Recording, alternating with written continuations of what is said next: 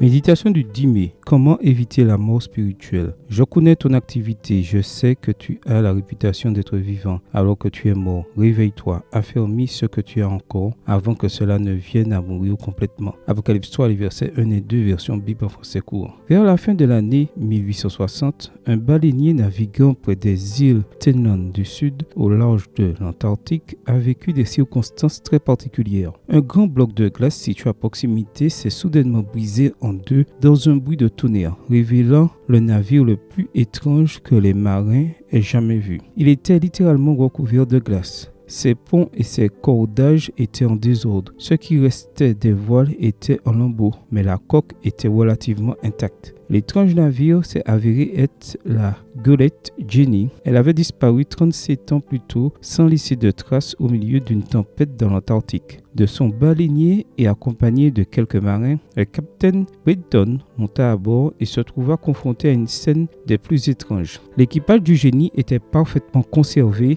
et ressemblait à des statues gelées. Le corps sans vie du capitaine était assis devant à son bureau, une plume à la main, comme s'il s'apprêtait à rédiger un journal de bord. Après avoir pris le journal, Britton ordonna de couler le navire pour éviter qu'il ne devienne un danger pour les autres embarcations. Qui n'a pas entendu parler de membres d'église qui, en apparence, étaient de vrais chrétiens, occupaient des postes à responsabilité dans l'église et qui ont soudainement perdu la foi? Je me souviens d'un cas qui s'est produit il y a quelques années. Il s'agissait d'un évangéliste à succès qui avait gagné de nombreuses âmes pour l'église. Mais pendant longtemps, il avait vécu secrètement dans l'adultère. Quand son cas a été rendu public, il a reconnu ne pas avoir eu pendant des années de dévotion personnelle. Il semblait être spirituellement vivant et jouir de la bénédiction de Dieu alors qu'il n'était en réalité qu'un cadavre spirituel. Comment peux-tu éviter cette tragédie? Consacre chaque jour du temps à l'étude de la Bible. Parle à Dieu comme à un ami et chaque fois que tu le peux, partage ta foi. Ainsi, tu ne te sauveras pas toi-même, mais gagneras d'autres personnes à Jésus. Amen. Bonne journée à toi et que le Seigneur te bénisse.